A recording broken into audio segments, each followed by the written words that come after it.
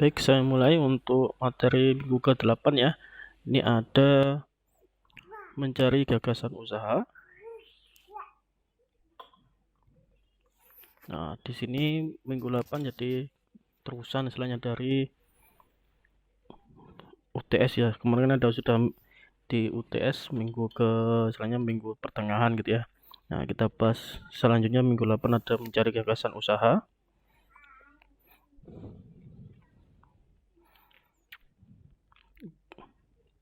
Nah, kemudian pertama yang kita bahas adalah mengenal panggilan jiwa.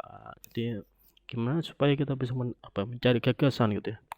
Nah, kita lebih permudah dengan mengenal panggilan jiwa gitu ya. Jadi pertama misalkan apakah kegemaran atau hobi Anda ya. Saya kira semua orang punya hobi gitu ya. Ada kegemaran gitu kan. Nah, kemudian kedua ada produk atau proses apa yang paling Anda ketahui. Nah, mungkin sekarang sudah punya banyak pengalaman gitu, sekarang ini kerja di mana gitu ya. Nah, ini saya kira semua pasti ada punya pengalaman gitu ya. Misalnya sekarang kerja di mana gitu ya. Nah, saya yakin semua orang ada pengalaman gitu ya. Kemudian 3, adakah sesuatu yang Anda lakukan ketika sedang menganggur. Nah, ini biasanya nganggur ngapain? Biasanya ngegame. Nah, kebanyakan orang itu kan ngegame atau nonton streaming dan lain sebagainya gitu ya. Hobinya ngapain gitu ya. Nah, bisa tuh misalkan ngegame. Nah, banyak sekarang yang orang notabene hobi ngegame dan lain sebagainya, terus bikin usaha, bikin ada ide bisnis gitu ya dan sebagainya, atau menganggur biasanya suka nyanyi ya, suka olahraga dan lain sebagainya. Itu juga bisa menjadi suatu gagasan gitu ya. Keempat, apakah tujuan terpenting Anda dalam berbisnis. Nah, ini dilihat apa sih yang mau dicapai gitu ya, kepentingan apa yang akan diraih nantinya gitu ya, tujuannya apa, misalkan cari pengalaman gitu ya, cari teman gitu ya, atau misalkan cari cuan, cari uang dan lain sebagainya. Kemudian pertanyaan berikutnya adalah siapakah Anda. Disesuaikan pilihan bisnis dengan karakter. Nah, karakter Anda ini seperti apa? Tahu nggak sih karakter Anda sendiri ya? Kalau nggak tahu ya Anda bisa tanya ke kawan-kawan Anda, ke saudara Anda, gitu, keluarga Anda dan lain sebagainya gitu ya. Nah, kemudian ada bakat di dalam situ ya, ada bakat, keterampilan dan juga hobi Anda. Nah, ini ada kuesioner bisa gitu ya. Nah, bisa kalau dilihat karakter orang, nah ini bisa dilihat ya. Ada introvert, ada ekstrovert gitu ya. Ada di sini di dalam introvert ada dedikasi, kanan kiri dedikasi, kanan dominasi. Dilihat ya, kalau dominasi itu biasanya orang yang suka mendominasi gitu ya, orang yang suka populer dan lain sebagainya gitu ya. Kemudian ada dedikasi, ini orang yang biasanya lebih tenang gitu ya. Ada yang konvensional dan sebagainya, istilah-istilah lainnya gitu ya. Nah, ini bisa dilihat apakah Anda ini masuk ke dalam kuesioner yang mana gitu ya, kanan, kiri, atas atau bawah gitu ya. Ini misalkan Anda introvert dan dedikasi, biasanya konvensional gitu ya. Anda dedikasi dan ekstrovert, biasanya tenang, atau introvert dan dominasi, suka mendominan gitu ya. Dominasi atau ekstrovert ini suka populer gitu ya. Selanjutnya ini ada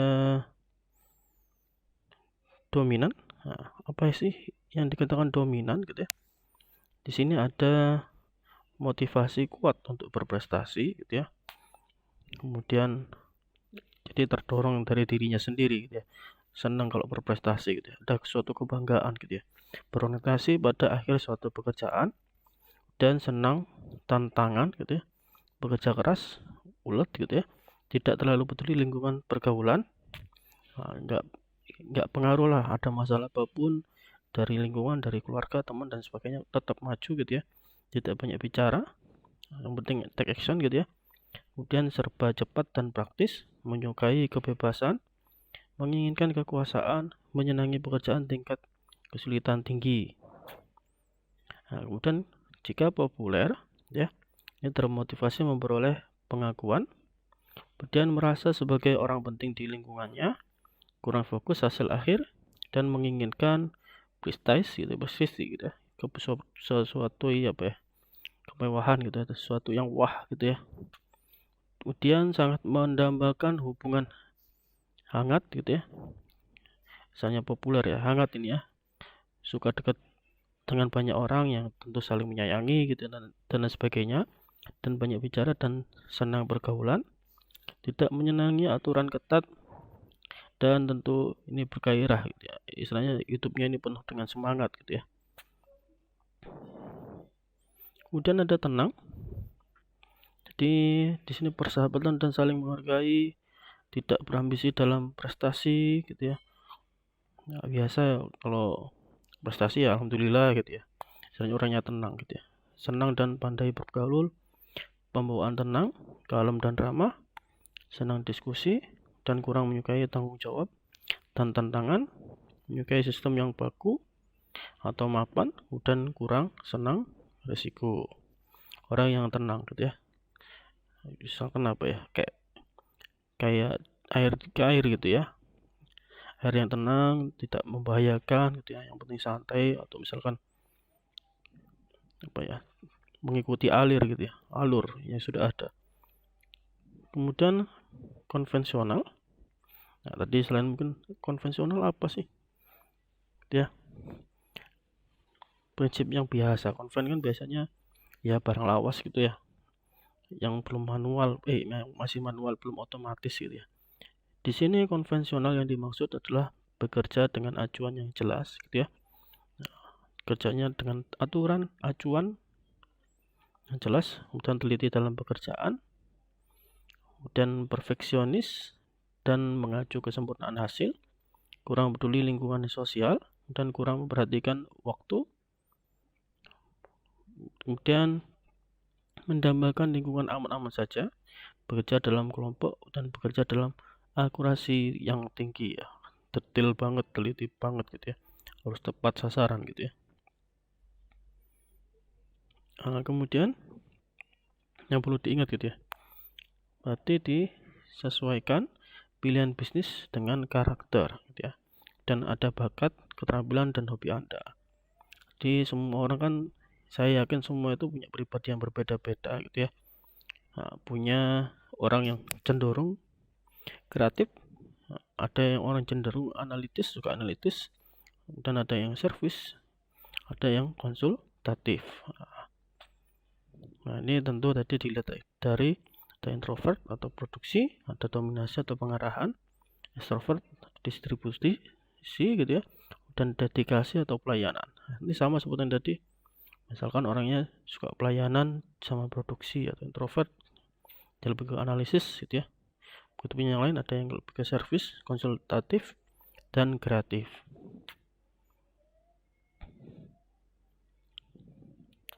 Kemudian bidang usaha kelompok kreatif, ada istilahnya kelompok kreatif yang sering kita dengar baru-baru ini gitu ya, ada dari kementerian gitu ya biasanya.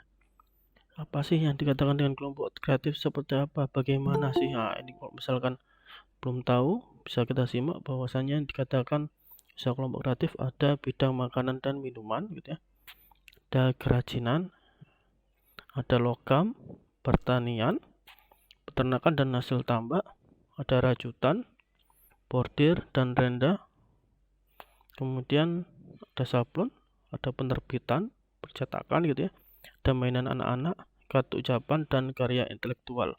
Jadi lebih ini ya, memproduksi atau suatu hal yang baru yang disebut dengan kreatif gitu ya. Kalau seperti kerajinan itu perlu kreativitas, semuanya ini perlu kreativitas gitu ya. Kemudian selanjutnya ada bidang usaha kelompok konsultatif ya. Misalnya suka dengan berbauin ya, konsultasi atau jadi konsultan gitu ya. Biasanya apa saja, ada jasa konsultasi gitu ya. Dan ada kursus-kursus, dan ada kebugaran dan pelatihan olahraga, dan ada bidang perdagangan gitu ya. lebih ke ini ya, komunikasi gitu ya, banyak komunikasi antar dua pihak dan sebagainya. Dan bidang usaha kelompok pelayanan, dikatakan pelayanan seperti apa sih? Ada biro jasa, biro teknik, jasa pengetikan, fotokopi dan penjilitan. Ini sudah banyak melayani orang itu, yang dihadapi banyak. Ada sablon, pesanan, ada perbengkelan, ada kontraktor dan jasa perbaikan bangunan, rumah kos, salon kecantikan, dan maklar gitu ya. Yang dihadapin banyak ini, nggak cuma 1-2 orang gitu ya. Selanjutnya, yang dikatakan bidang usaha kelompok analitis gitu ya. Ini ada analitis dari gambar yang tadi ya, analisis. Sama di sini ada pelayanan dan dari produksi juga gitu ya. Di mana lebihnya ini biasanya di jasa penerjemah, jasa reparasi perangkat elektronik dan teknologi informasi, dan ada karya intelektual, dan ada perancang busana, ada laundry, dan jasa penjahitan. Jadi ada permasalahan di sini gitu ya, ada permasalahan, sukanya menganalisis apa sih kira-kira yang bisa diselesaikan gitu ya, pekerjaan apa yang bisa diselesaikan, misalkan menerjemahkan. Nah, biasanya butuh tantangan ya, penuh dengan tantangan gitu ya. Jasa penjahitan, nah mintanya macam-macam gitu ya, apalagi karya intelektual gitu ya, kerancang busana dan lain sebagainya.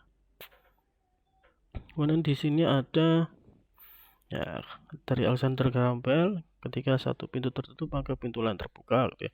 Sama seperti yang sebelumnya kita sampaikan, kita baca ya, namun kita seringkali terpaku menyesali pintu yang tertutup itu gitu ya, hingga tak bisa melihat pintu lain yang terbuka bagi kita.